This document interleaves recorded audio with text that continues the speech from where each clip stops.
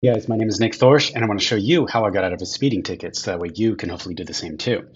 So I was going down the freeway and I was doing a couple of lift rides along the way, and then I wanted to get to the beach, and I was a little bit late getting to the beach. It was going to be sunset, so my driving might have been a little bit spirited, let's say. Anyway, so I'm just about to exit into La Jolla, and CHP pulls me over. At that time, I believe I was doing about 65, but I do remember like having to go around a truck to get to the exit. So maybe I was, showing, standing out in traffic, so to speak. Um, so anyway, CHP, notices me, pulls me over, says that he'd been following me for quite some time, for a couple of miles. Um, when he turned on the lights, I thought I was doing about 65. So he said I passed him, but we don't know what speed he was doing right. And so anyway, you can see in this ticket here that he cited me for 90 plus miles per hour. And in a 65 mile per hour, over 65 miles per hour is the vehicle code he cited me for. So that's in this yellow ticket here. You can see it was around Genesee and Carmel Mountain in La Jolla on the I-5.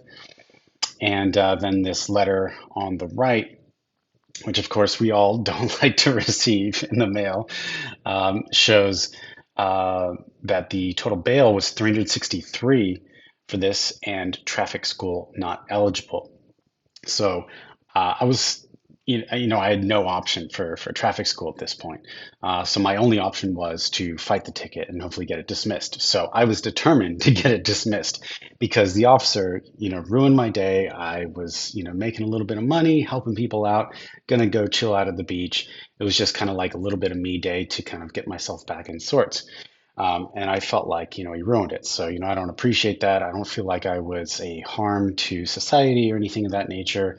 I was just kind of cruising down the freeway. It was a beautiful day. So, um, anyway, so I wanted to win. I didn't want to have to spend $363. I only made $100 that day, doing a little bit of Lyft. So that would have been like 3.63 times what I made on that day, which, would have put me back on the road to make more money.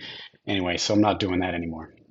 But I just got this letter in the mail that I wanted to show you, which is if you look down towards number 6 here, it says case dismissed for lack of prosecution. Bail is ordered, exonerated, and refunded by order of the presiding judge, D. Wong. So this judge and maybe their clerk looked at this and determined that they didn't want to prosecute it. So I specifically went in with the mindset for the trial by written declaration that I wanted to give them so much, overwhelm them with so much legalese, legal doctrine, and um, give them so much unreasonable doubt that it would be impossible to make a clear-cut verdict in this case, right? To make them make it unappealing to pursue it any further, right? Because it's really easy to just, for CHP to put their lights on, pull someone over, write a ticket, and be like, all right, hey, it's going to be $363, and it only took them like 10 minutes of their time. I mean, they could make a ton of money doing that, and they do. They hand out 4 million tickets a year. So we, as the people, need the ability to fight back if we choose to, right? So this is how to do it. I was just going to show you here. Here's the map of this I-5 heading south, going towards La Jolla. You can see there's La Jolla Cove there. There's a beach down this way. And I was just kind of cruising. It's pretty straightforward along the I-5. And then it goes up a little bit and then the mountains there. It's so beautiful out here on La Jolla. Key distinction in this case is the vehicle code that the officer cited. I'll show you up here. It says 22349a VC. So 22349a VC. 22349, and we can see here. You can look up any laws online. So here's 22349. No person may drive upon a highway at a speed greater than 65 miles per hour. Now, that keyword right there is a key distinction because this is actually a freeway. So this is what a freeway looks like, right? So it's got, 405, 710. I was on the I-5. This is also in Southern California, but it's just an example. So this is the one that we're familiar with, where everyone's just kind of cruising down the road. You got some traffic, things of that nature. A highway, distinctly different, is more like this. It can have multiple lanes, 2, 3, things like that. But the distinction is it's got traffic lights. It could have turns, things of that nature. So this one doesn't apply to my case, right? So even though we're familiar with CHP, California Highway Patrol, and they're often seen on the freeways, um, the vehicle code here is specific to a highway. They're not called the California Freeway Patrol. They're called the California Highway Patrol. Um, some people believe that highways encompass freeways, but when you're speaking of legal doctrine, nuances are extremely important, and they do make a distinction of that in the California law. So that's what I found out here, and this is a golden ticket to get out of tickets like this where they're improperly applied to a situation. Now, there's going to be more things that I'm going to show you about what I put into my written declaration to get out of it. So it's going to need to be customized to your situation. If you need help with that, you can reach out to me. But I'm going to basically give you an overview, full education of kind of what I did, and you can kind of maybe pick pieces that apply to your situation. And if you want to talk about it, hit me up. I'll put a link to like my Facebook. You can message me on Facebook Messenger, and we can chat about it because I hate getting tickets. I really want the CHP and police to focus on more severe things, kind of like how they decriminalize cannabis and things like that. I feel like some of the lower things the police and CHP shouldn't worry about so much. Allow us to live, enjoy, and focus on the things that are truly concerning to the population, such as accidents or people driving crazy, murders, violence, that kind of thing, right? So I'm going to walk through my written declaration. It's about 11 pages, but stick with me because there's a lot of good information in here. I really spent a lot of time on it. And, you can see from the end result that it worked.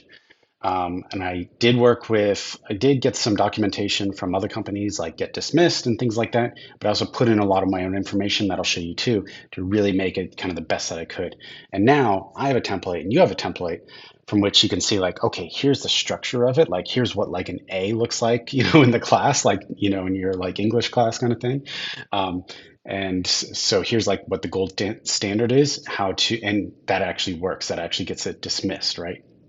So in here, I'll just gonna read it and feel free to comment if you have any questions or anything like that. So I say, statement of facts. Dear Your Honor, I plead not guilty to this case and request a trial by written declaration. There are numerous reasons why this ticket should be dismissed. So we want to lead with the outcome that we're going for, and we want to do so positively and respectfully. I do not believe there is proof beyond a reasonable doubt that I violated California Vehicle Code Section 22349a, which is the highway one that we looked at before.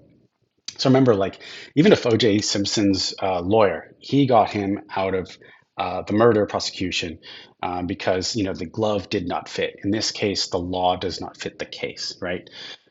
So O.J. Simpson's another, situation, maybe it was his son, that kind of thing. But, America became very familiar with basically how to create reasonable doubt through particular evidence. So the first thing that I want to do is change the assumption of guilt here by a judge or by the CHP that presumes that just because CHP gave me a ticket that I'm automatically a criminal. So I want to establish first of all my character as being a good person. And so I do that in a number of ways here. Obviously you can do what applies to you. You can, talk about your record. You can talk about, what you, that you drive to work every day or things of that nature. Whatever works for you.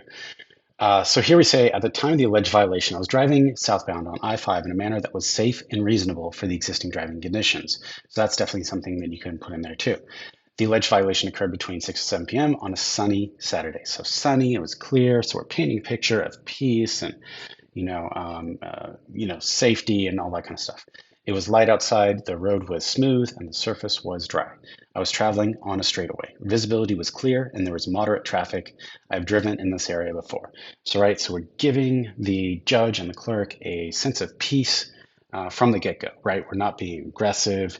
We're not being in denial. We're not getting into those like negative or heavy emotions. We want to establish positive emotions. We want them to feel good, right? We want them to feel so light and breezy, like, okay, yeah, this guy's not a criminal, or this person's not a criminal, right? This is easy to just dismiss, and we're not going to bother them anymore. So I also add in here that, 5-star rated Lyft driver, we've done 2,000 rides, 5-star rating, riders adore you, that kind of thing. And, as I mentioned earlier, I made about $100 in my cruise down to La Jolla Beach, helping people out on a sunny Saturday with rides along the way. So I'm establishing that I'm a helpful person, I'm a good citizen, I'm, good to the public. The officer became the only dark cloud by distinctly ruining my casual trip to the beach and is now trying to rip me off for $363, 363% of what I earned. So I'm trying to establish that this is unjust and we're dealing with the justice system here, right? So now I'm filled with fear of rogue CHP officers that I stopped earning income with Lyft, and I'm afraid of going to the beach, right? So we're talking about the consequences of their actions, not of my actions. I feel I may need to seek and pay for mental health services because of him. Unless his ticket is dismissed, my insurance may go up for years too. This is grossly unjust, as I am proven safe driver beyond a reasonable doubt, as seen above and on my driving record, which obviously they could look up. California Vehicle Code 22349a was improperly applied to the situation. It says drive a vehicle upon a highway.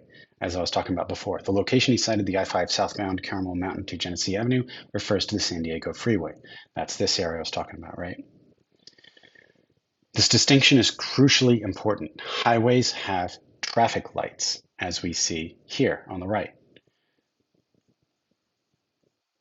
Freeways don't have traffic lights, as we see here, like the one I was driving on, and have higher speed limits than highways as indicated by speed limit signs.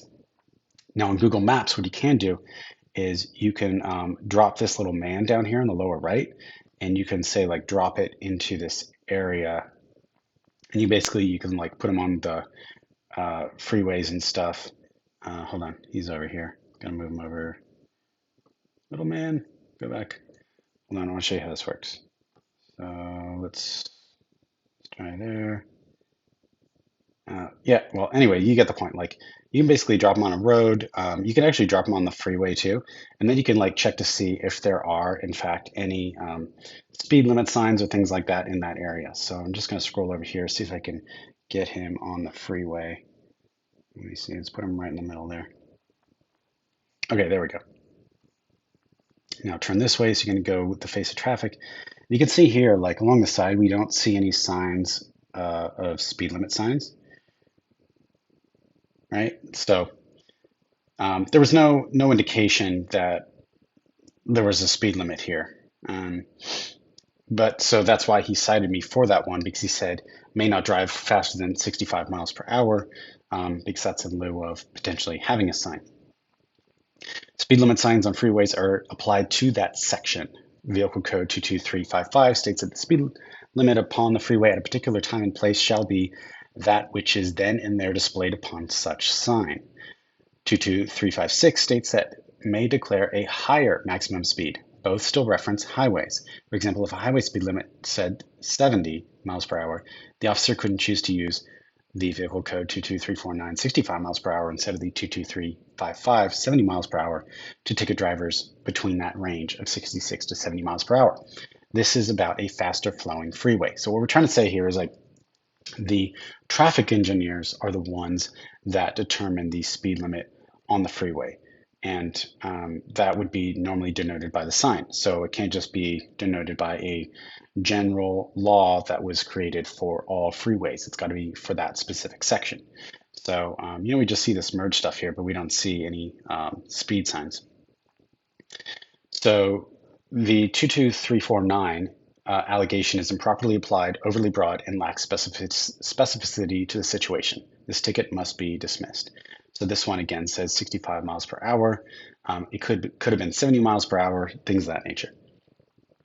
So, but again, he cited me for doing 90 plus, right?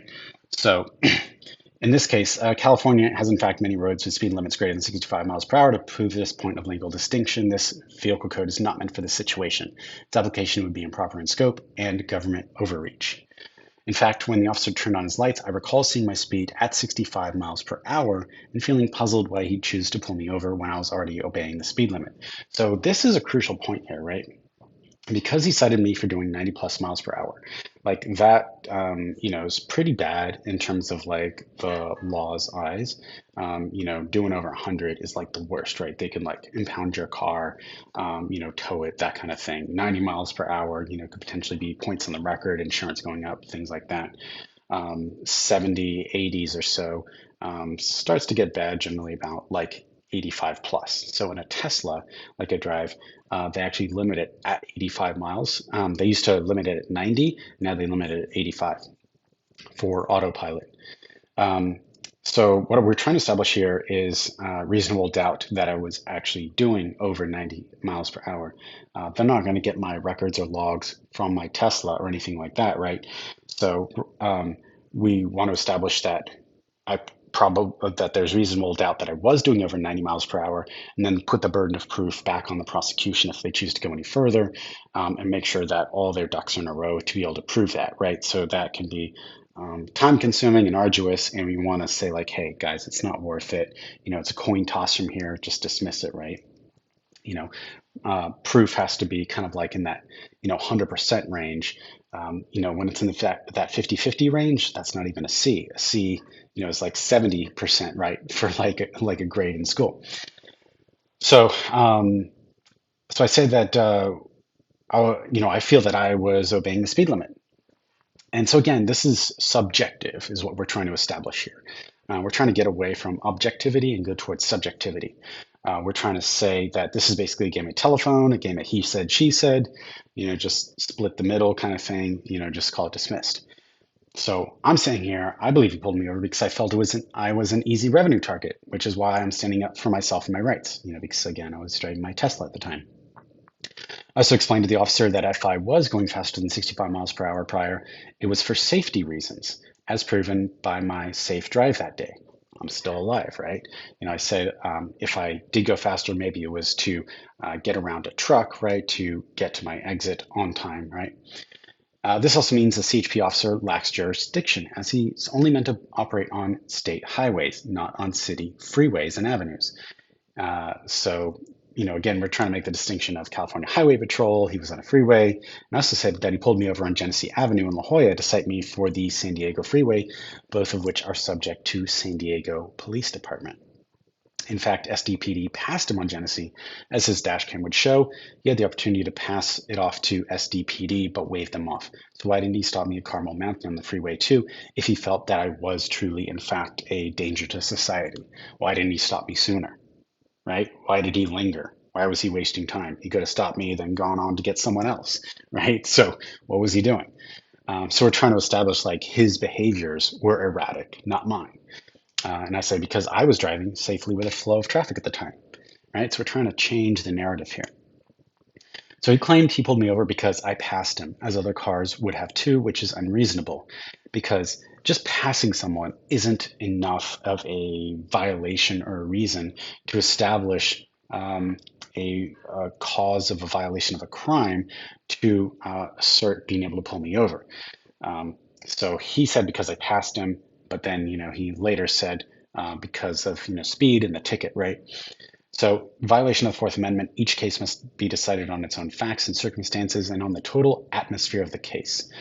So that's what I was trying to say, is that basically like passing him isn't sufficient to warrant to pull me over. He could have been doing, he could have been parked, he could have been stopped, he could have been doing 25 miles per hour and I was doing 65 miles an hour. It's not evidence of a crime. It's also discriminatory against the 14th Constitutional Amendment for equal protection based upon targeting my nicer car, again with a Tesla, from among the array of cars he could choose from to make his citation numbers look good, pay his salary, and make himself feel valuable at my expense. So what I'm doing here is I'm playing into that narrative that people believe that officers have a quota that they need to establish, and so they will do what it takes to, meet their quota and keep their job. So I'm saying that this is unjust. When I asked him why he targeted me instead of other cars, he said he didn't.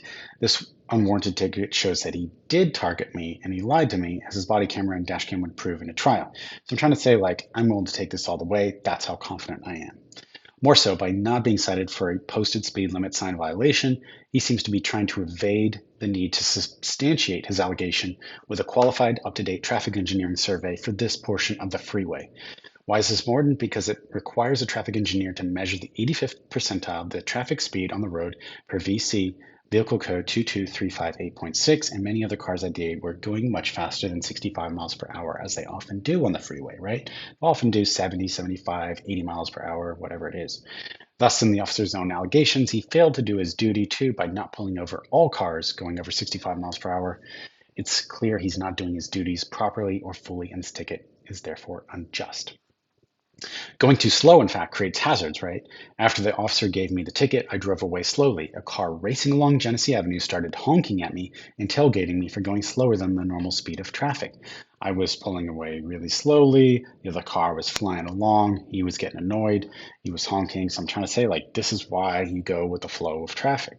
This is why the reasonable flow of traffic is the realistic safe speed here. Not too fast, not too slow, just right, like I drove. The current traffic conditions, real-time situations that require attentiveness and reasonable responsiveness of a reliable driver, more so than if everyone actually drove the same speed, because there's things that happen on the road, right? Different speeds, people turning, moving, things like that. It requires a good driver. The officer didn't cite me for driving unsafely at all, because he has no proof of it, and I'm still safe and well to tell my side of the story.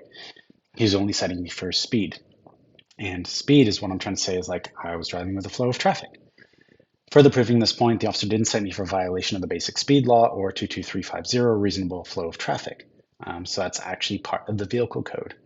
This means he implicitly agrees that my driving was safely, reasonable, prudent, having due regard for the weather, visibility, and the traffic on and the surface and width of the highway, and in no event at a speed which endangers the safety of persons or property. I was not endangering anyone. My driving was in fact reasonable for the conditions, traffic, and kept everyone safe, as I drove for my own safety too, right? That's only perfectly reasonable. A speed reading should not be taken as evidence of guilt unless the prosecution is able to show that the officer's speed measurement was reliable. There's many reasons for why a speed reading, a radar detector, is not reliable, and we'll go into that in a moment. Some of the most common speed measurements involve radar, laser. The device's reading means little without considering whether the officer knows how to properly use the device, confirmation that he or she used it properly on the day in question, and that based on the totality of circumstances, the results produced by the device were reliable to prove speed beyond a reasonable doubt. While California requires affirmative proof of the training in establishing the stop was not based on speed trap, failure to establish such information for any case using a speed gun calls into question the reliability of the results. In addition to officer training and experience, conditions under which the device was used is of utmost importance. According to the Highway Administration and Common Guidelines, speed measuring using above-ground equipment such as radar, LiDAR, requires a view of the target with limited obstructions. Like I said, I was going around a truck at one point, such as roadside vegetation or other vehicles in the line of sight. The target vehicle discrimination is especially important on roads with high volumes and multiple lanes of traffic. That's true on highways and freeways. Device stability with LiDAR speed measuring devices is important to ensure accurate measurement, so care must be taken to prevent above-ground measurement equipment from movement due to wind and other factors. Speed measurement devices must be calibrated and tested before their first use and retested on a regular basis, preferably by an independent laboratory. Right? You think CHP is doing that all the time? No. Selection of speed enforcement equipment should relate to the road type where it is used. Handheld radar is sufficient for residential areas and other low-volume locations. Laser devices are often more useful for arterial roads where speed and volume may be higher and pinpointing an individual vehicle is more difficult. So if you used a radar in this case, instead of laser, then that would prove potentially problematic. I don't know if we know here. So it just says speed. He does check radar here. So he used radar instead of, there's no option for laser, but MVARS, the R in the MVARS, I believe, is for radar instead of laser. So that could also be problematic. The officer's conclusory radar speed estimation alone cannot be relied upon due to a likelihood of error or mistake. Radar is an acronym for the phrase radar detection and ranging. A radar directs an electromagnetic signal, kind of like this. It goes at a moving vehicle, measures the frequency. It's kind of like, how like a dolphin does echolocation, or, a submarine, that kind of thing. Directs an electromagnetic signal at a moving vehicle and measures the frequency of the reflected signal to determine the speed of the moving of the target vehicle. Radar units may be used in either stationary or moving vehicle mode. Without establishing that the officer had the appropriate skill and knowledge required to operate the radar, there is no proof of the officer's training qualifications, knowledge, or ability to properly operate the radar and make accurate speed estimates. Right? So that would have to be done in a trial, right? So we're trying to say, like, hey, if you want to go to trial, you want to waste a bunch of time, pull this documentation, go for it. It's going to cost you more than $363 in doing so. So in cautioning users of radar in its publication manual, Speed Measuring Device Operator Training Instructor Manual, the National Highway Traffic Safety Administration states that due to the technology and the variance of beam width in relation to the device model and location of the source, it is impossible for the radar operator to select or focus on a single target vehicle at any significant distance. He, at all times, was at a distance, otherwise I would have noticed him, right? It is vital the operator understands that simply pointing the antenna at a specific target vehicle will not necessarily result in speed reading from only that vehicle when other vehicles are within the radar's operational range. Other criteria must be used to determine which vehicle speed the radar is displaying, right? So even if he got a radar reading of saying that my vehicle was doing 90 miles per hour, we don't know that it was my vehicle that he was picking up because he was going to be at a distance. He might have been picking up other things. There could have been other factors at play. So also of importance is note that because the radar beam can be several hundred feet wide, the radar may receive signals from all vehicles within that beam. The speed displayed on the radar is normally the strongest signal received. Therefore, before concluding that the speed detected on the radar is actually the speed of the target vehicle, the officer needs to consider reflective capability and position. Reflective capability depends on a vehicle's size and shape, like a truck versus a passenger vehicle versus a motorcycle. They're going to be different sizes, have different amount of reflectivity, as well as the composition, like metal versus fiberglass. Now, in my case, so given the metallic paint on my car, so I have a deep blue metallic paint coating, it's likely that the radar got an inaccurate reading because it's kind of like, think about like glitter, right? So it's very like shiny. Position refers to the position of the target vehicle in relation to other vehicles on the road and the radar device. For example, normally the target vehicle is the closest to the radar antenna will have the stronger reflected signal. The vehicle is normally the one displayed on the radar device. This is because the closer the target, the stronger the reflected signal appears to the radar device relative to the other vehicles on the road. The actual speed of the target vehicle is the least dominant of the three factors. So I only recall seeing line of sight to the officer's car when he was behind me, right? Going slower than he alleges, meaning that his readings are likely false.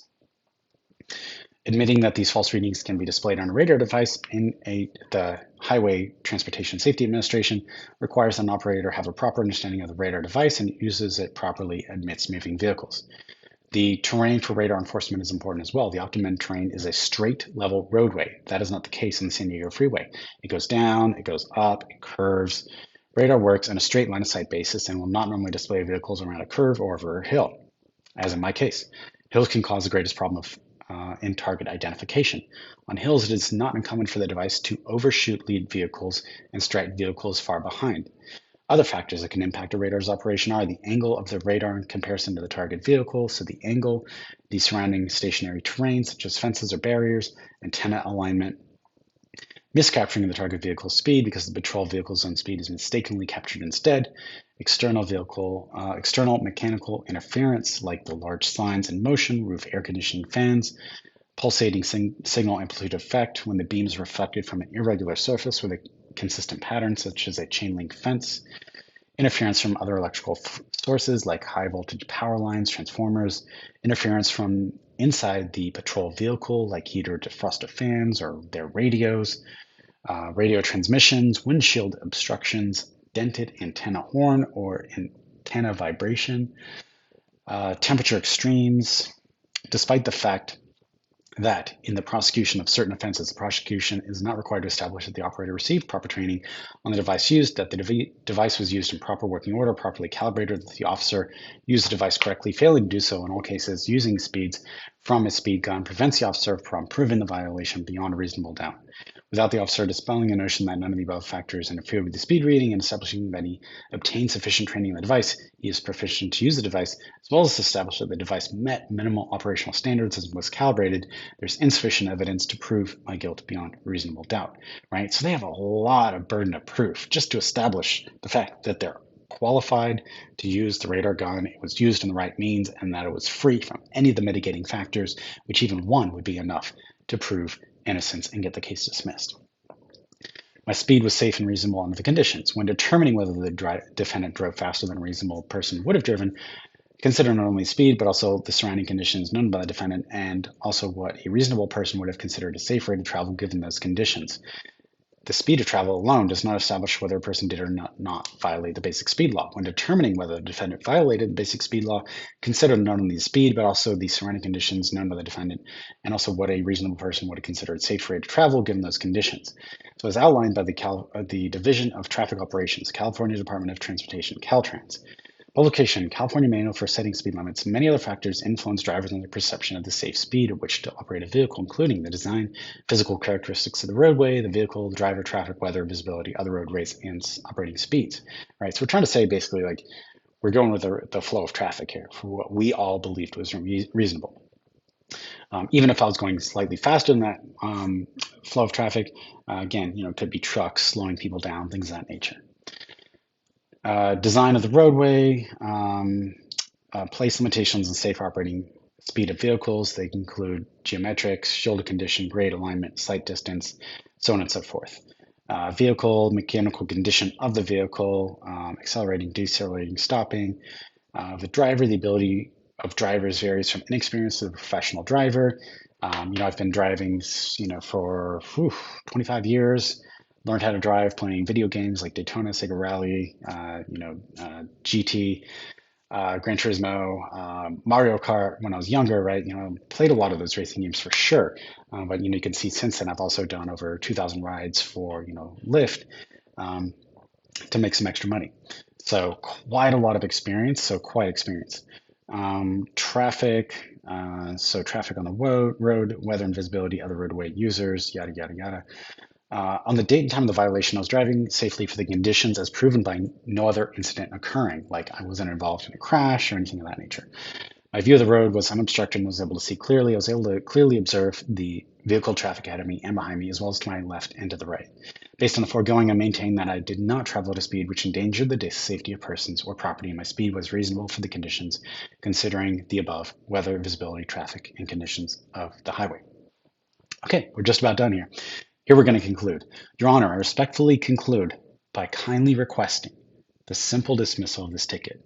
It's best for everyone, right? So I'm just trying to make the judge's life easy at this point. I'm trying to say, considering all these possibilities of reasonable doubt, of going to trial, of all these things, that it would just be so simple if you just dismissed it, right? We're trying to give them an easy out. Trying to say, hey, look, this is why dismissal makes sense, right? Reasonable doubt is not a mere possible doubt because everything related to human affairs is open to some possible or imaginary doubt. It is that state of the case which, after the entire comparison and consideration of all the evidence, leaves the minds of the jurors in that condition that they cannot say they feel an abiding conviction of the truth of the charge. So we're trying to say, hey, if we did go to trial, like a jury trial, that we'd leave them with some reasonable doubt. They would not be left with an abiding conviction of the truth of the charge that the officer charged me with. Based on the facts, circumstances, and statements discussed throughout, my guilt cannot be proved beyond a reasonable doubt, and I respectfully request a dismissal, right? So we're being assertive, we're being respectful, we're focused on the end goal here. It would save the significant additional costs of appeal, meaning going to jury trial, discovery, meaning digging up all this paperwork related to radar training and the officer's time and things of that nature, litigation on both sides, a waste of significant amount of the officer's time with responding to the discovery, meaning all the paperwork he's got to dig up, and clog up the already backlogged courts. So it'd be a burden to the officer, it'd be a burden to his legal team, it would be a burden to the courts. Just wouldn't be worth the $363, right? Like all that time and effort would cost them thousands, tens of thousands, potentially hundreds of thousands of dollars just to pursue, right? It would be a loss for them. So I say it would also save the rookie officer from losing upon appeal, losing via civil action. If I pursued him for mental and emotional anguish, and also from losing his job, if it looked bad for him, so he can learn from this and gain more on the job experience with proper application of the law. I'm giving him mercy even after he failed to show me mercy first, as I'm a devout follower of Jesus Christ. If for some reason you prefer to find a 50-50 solution, then I would also be okay with the court collecting $100 of my list earnings for that day for a reduced non-moving violation, so it doesn't impact my clean driving record or insurance for an unjust amount of time beyond this sole occasion. I will continue to drive safely, responsibly, and in accordance with the law. So I'm trying to establish here that, hey, letting me go isn't going to create a repeat offender of anything in that nature, but that I'm committed and I'm dedicated to following the law. So I'm trying to show that I'm a law-abiding citizen. I think that's really important. I hope to never see a fear-inducing, untrustworthy CHP officer ever again. I hope that they learn to spend time where it matters most to the public. They're meant to protect and serve and follow the law themselves. So guys, that wraps it up. Thanks for staying with me. I hope that was helpful to you. Again, go ahead and give this a try yourself. If you want me to review it or help you with it or anything like that, feel free to reach out and message me.